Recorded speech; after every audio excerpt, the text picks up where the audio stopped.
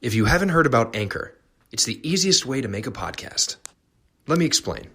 For one, it's free. Two, there are a bunch of creation tools that allow you to record and edit your podcast right from your phone or computer. Not only that, Anchor will distribute your podcast for you, so it can be heard on Spotify, Apple Podcasts, and many more places. You can make money from your podcast with no minimum listenership. It's really everything you need to make a podcast in one place. Download the free Anchor app or go to anchor.fm to get started. How's it going, lovebirds? You are now listening to the Good Relationships Podcast. This is episode 3 of season 2. And like I always prefer to do, I'm just going to go straight into the topic. Today's topic is always work on yourself. No matter what. No matter if you're in a relationship, just make sure that you're constantly working on yourself. It's tough to do that when you're meeting someone new and you're involved with someone, even, long-term relationships. You get caught up in them. You get caught up in the fuzziness, all the care and the mushiness of love and liking someone and, just going out and doing all those things. You're spending your money, you're having fun, you're all the stuff, all the stuff.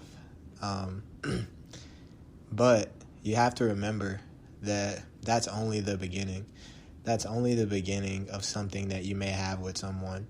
And what they really liked you for was all of the things that you were most likely doing when they met you. The drive that you had, the intensity that you had when you first met them, the ability for you to show such care and compassion.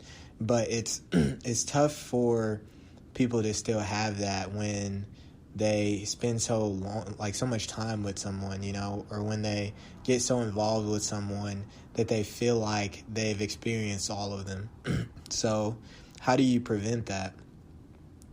You prevent that by working on yourself. If you're constantly working on yourself and transforming yourself, evolving, then there's no way that someone will ever get bored of you. They won't get tired of you, especially when you're doing it with such intensity of creating change for other people around you, and most likely them, the person that is special to you. And what's an example of that? So if you're the kind of person who is maybe entrepreneur-minded, or you're working in your workplace and you may even be involved with someone at your workplace, when they're first observing you, they're observing your work ethic, they're observing how you treat people, they're observing how you respond to things, they're not observing the way you treat them quite yet in terms of a relationship. They are looking at how you're treating other people and taking that information and saying, okay, maybe they'll treat me good because I have all of this information that says that they will treat me good. So, when you're involved and you're treating someone with such kindness and love, those things can start to fade away early into the relationship or a little bit later, basically when you get comfortable. So if you're the kind of person who has experienced that, then you know exactly what I'm talking about. You're involved with someone and things are going extremely good. You have the highs, the early stages of really liking someone, and then when shit hits the fan, you got to reevaluate everything. You have to reevaluate the relationship, you have to reevaluate the person, because you're starting to see different sides of them, and it may be something that you don't like, it may be something that you're not really ready for. And how do you get over that? First you get over that by always having a place in your mind where you're focused on you and your goals and your intentions to create a better life for yourself. Maybe that's having them in your life, but at the same time, you're always prepared You're always prepared for, okay, what is life like as an individual? Does that mean that you are constantly thinking, oh, I'm single forever? No, it doesn't. Doesn't mean that I have to think selfishly all the time. No, it doesn't. It means that as you are continuing to become the best person that you can be, the person that you are involved with will constantly recognize that and appreciate that. And the goal is that they will do the same, you know? So when things start to hit the fan, you're prepared for it just in case, you know, just in case you guys need to take some time apart. You're not lost. You're not backtracking. You're not going back to a place where time has kind of skipped because you're thinking, well, I've given so much time to someone that now I have to start fresh, or I have to start from a different place because I took so much time off. No, if you're focusing on your individual skills and your individual abilities and individual goals and individual talents, you know, all of those things, if you're working on those things while you're building this relationship, then there will never be a point where if things hit the fan, or if you guys take time apart, or if you want to share that part of yourself with them, you're prepared for that, you know? And what is this going to do in the long run? You know, in the long run, you're going to always make sure that you're good, you know, that you're in a place where you're safe, you're secure, your finances are on point. Like, these things matter, you know? You got to make sure that your spiritual life is on point, your physical life is on point, you know what I mean? Sorry, on point. Just make sure that all of these things are lined up so that you can be making the best version of yourself at all times. And I'm telling you, that is something that comes off as so attractive. When you see somebody who's grinding every day, when you see somebody who has their own things, when you see somebody who is, you know, working towards their dreams and goals every day, you know, you think like, okay, this is something that I can do every day because I see someone else doing the same thing every day. And that just makes you feel more good, especially if you're the person that's giving that energy off. So if you're giving that energy off and your significant other is the one receiving that energy of, wow, he's working his butt off, or she's working her butt off, I need to do the same. You know, that's a good look. That's always the more attractive look, you know, and that's something to be proud of. So, you know, keep that in mind when you're starting these relationships, when you're making friends out here, when you're seeking these relationships, when you're not seeking these relationships. You know, something that you can always do is keep yourself ahead by always working on yourself. So that's all I got for you for part 1. And as always, stay blessed, not stressed. On Taking Sides, the marriage podcast, listeners send in their relationship questions, disputes, and current disagreements. Hosts Dalen and Ashley Seeley, known as the Dashleys on Facebook and YouTube, then take sides and offer their opinion on the matter. The goal of this podcast is not to be divisive, but rather to learn to come together, gain tools for making a relationship work, and learn that the best side to take is the one you come up with together. If you would like to have your relationship questions answered, send your questions to takingsideswiththedashleys@gmail.com to hear your questions answered on the next episode of Taking Sides - the Marriage Podcast on Spotify or wherever you listen to your favorite podcasts. Welcome back to the Good Relationships Podcast. So, in part 1, we talked about working on yourself. Part 2, I'm honestly just going to give you some tips on how I myself have worked on myself and how you can work on yourself, and just some ideas that you can, you know, take into everyday life and start right now if you want to. So, you know, something that you can do to work on yourself as an individual, even if you're in a relationship, is literally getting a notebook and writing down all the things that you want in life. It doesn't take that long. It's not that hard to do, and you do have time to do it. I know you're busy. I know you got a lot of things going on. I know there's a lot of things that most likely distract you, but this here is important.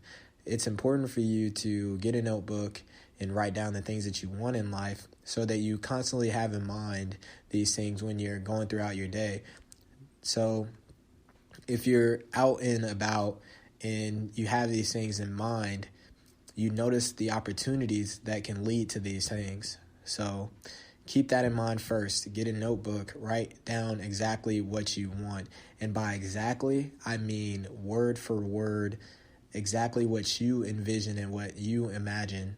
And it has to be the things that will make you happy. And of course, it can be something as simple as a big house in California with a beautiful view, and I'm with the most amazing spouse. We have an amazing kid, and we are successful. We are financially stable. All of these things. I'm healthy. You want to expect these things so that you are actually working towards them.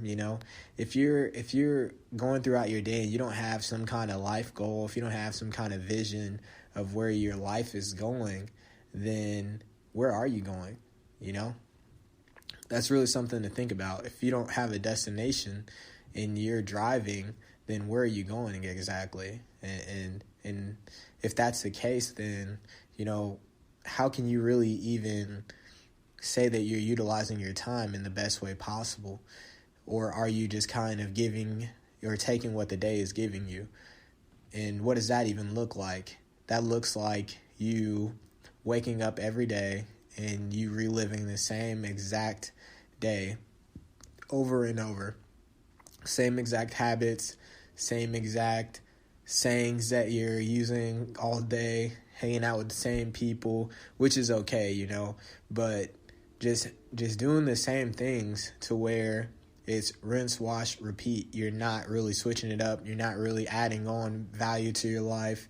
And yeah, that's okay to be at a place where you feel safe, but you have to remember that if you're at that place, that means that certain parts of your life are most likely slipping away. So if you wanted that big, promotion, or you want to lose this amount of weight, or you want to gain this amount of muscle, or you want to start this business and you want to be this wealthy, or you want to have this kind of family, it's like the longer you stay in place, the farther away those things are getting, are slipping away from you and its chance of becoming a real thing in your life. So I say that because you have no idea how much time you have on this earth. You have no idea how much time you have with the people that you care about, and you have no idea how much time it will take for you to make these things manifest. So the only thing that you can do is start right now. You have to start right now, because if you don't, no one will. And I'm telling you that as much as the people care about you do in your circle, in your life, they are not as focused on your goals as you are. And if they are, then that's a problem. You should always care more about your life and care more about what your life can do for the people around you, how many people you can help, because there are some things that only you can do in life. There are only some stories that you can write, that you can tell. There are only some books that you can write. There are only some songs that you can write, that you can sing a certain kind of way. There's only some art that you can produce. There's certain talents and skills that you have been blessed with that only you can provide to the world. And you owe it to the world to provide those things. You may not think so, but there's a specific reason why you were born with the gifts and talents that you have. And it's to share with other people. It's to help people. It's to heal people. It's to, make people smile. It's so people can relate to you. It's so that you can create a community of people that, really understand each other, because that's literally how you can make change in the world. So keep that in mind. You are not a small person at all. You are a gifted and beautiful and amazing individual.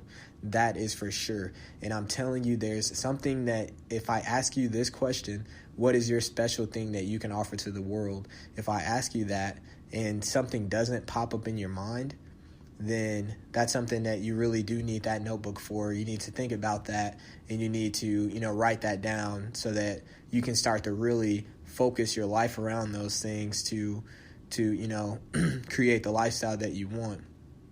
But if something did pop up in your mind, then that's step one.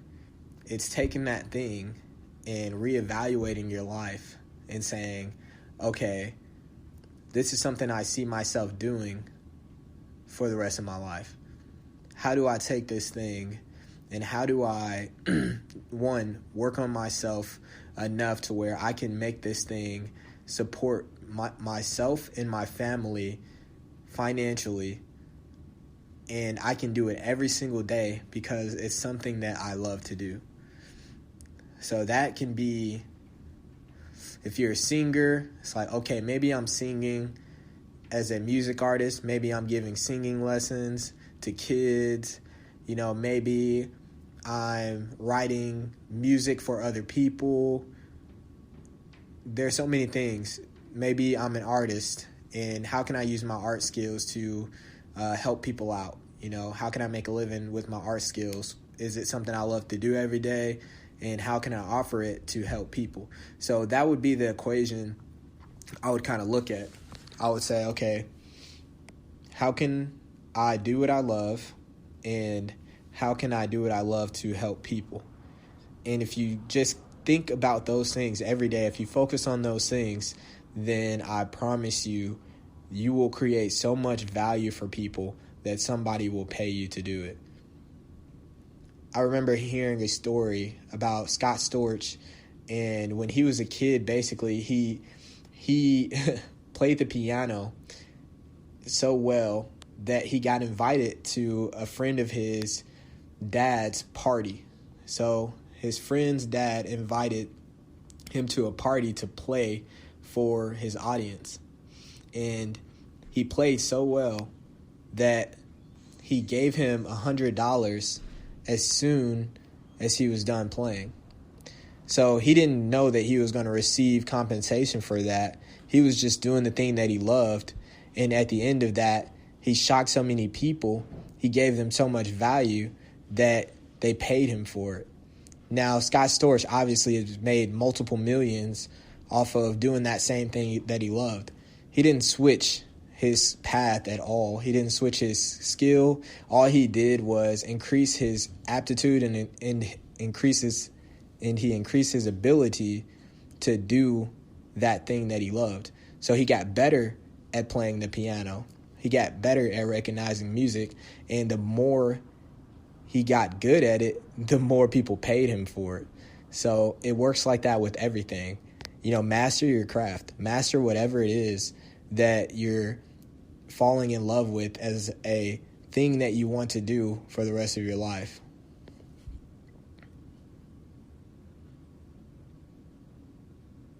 The other thing that you can start to do to work on yourself is focus on your physical.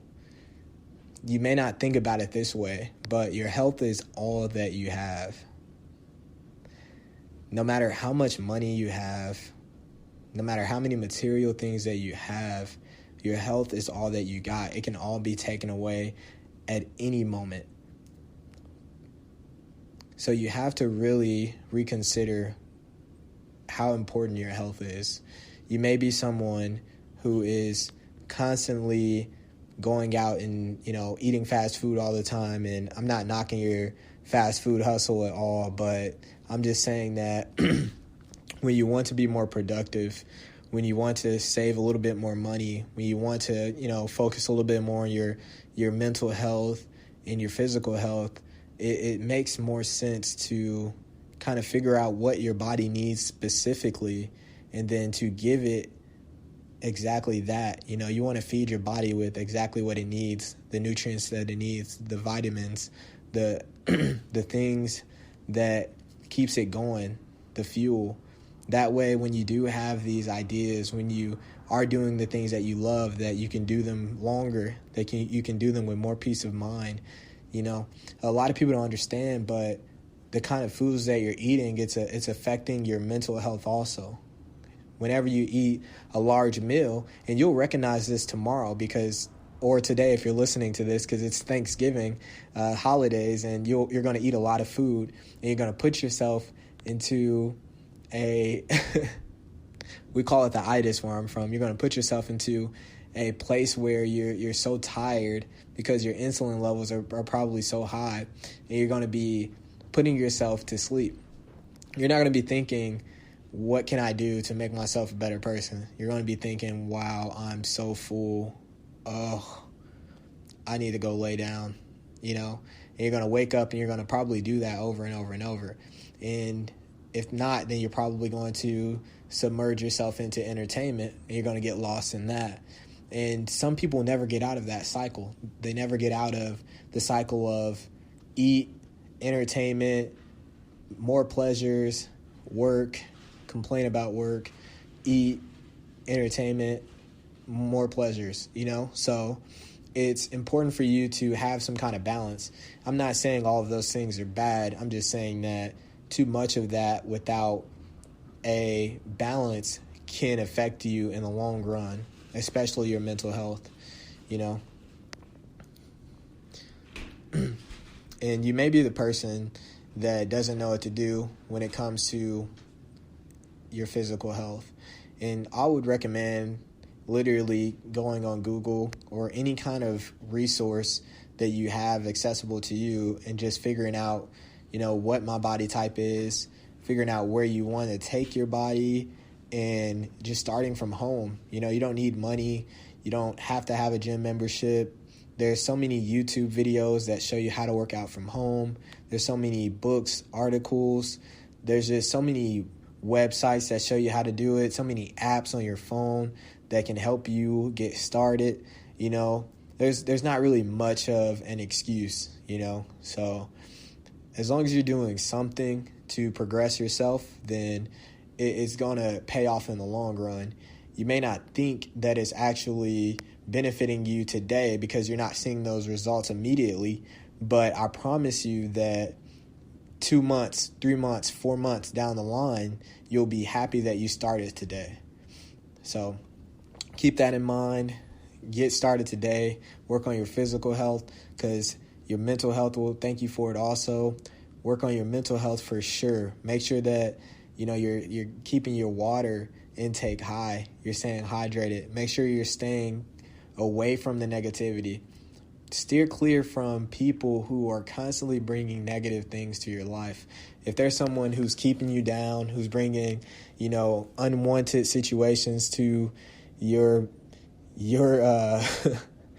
into your life, you probably want to steer clear from those people. I know you want to help those people out a lot, but there's a term that I believe it's Napoleon Hill who said, it's, avoid the unlucky.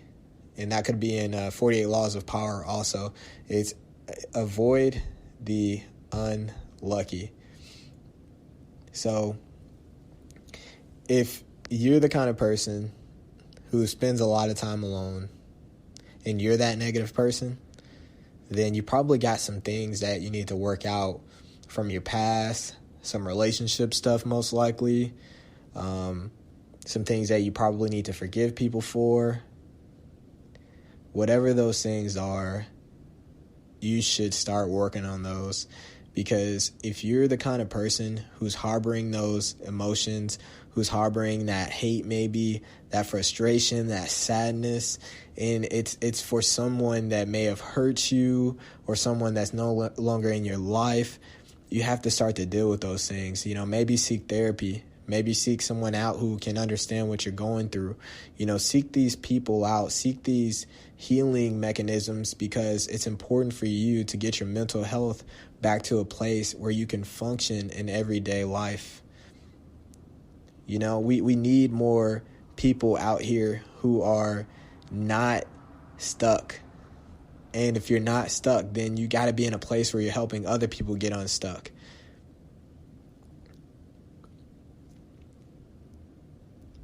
So going off of the mental health, your spiritual health is important also. And I'm not saying that you have to believe in something, but I am saying that it's important for you to be able to feel connected to something that is of a higher purpose, maybe of higher calling, or maybe it's God, maybe it's Buddha, maybe it's some kind of something that you're connected to that is just so large that you just feel it, because those things, when you don't have any more strength in your present moment, when you don't really feel like you have much to give you drive or energy, those are the big things that can really pull you out of those slumps. When you don't feel like you have anyone else, when you don't feel like you have anyone that you can rely on or talk to, those are the moments you really dig deep into your spiritual. Some people are so connected with their spiritual that that nothing phases them. They're constantly in a state where they are unfazed by the silliness of today. Like their reactions, their ability to overcome obstacles mentally and physically is crazy. People who can walk on needles or walk through fire, or who can meditate for such a long time, things like that. People who are giving their lives for causes that basically are death missions. There's some people who are considered martyrs because they feel so strongly spiritually about their purpose. So I'm not saying, go out there and, drink the Kool-Aid, but I am saying, like, when all else fails, connect with your spiritual side. You're not just a bag of flesh. Like, you are someone special. You have a lot inside you, and you should know that above everything else. Lastly, we're going to look at the emotional ways to work on yourself. So every single day, you're going to be in front of situations that's going to affect you emotionally. And by emotionally, I mean, look at your feelings.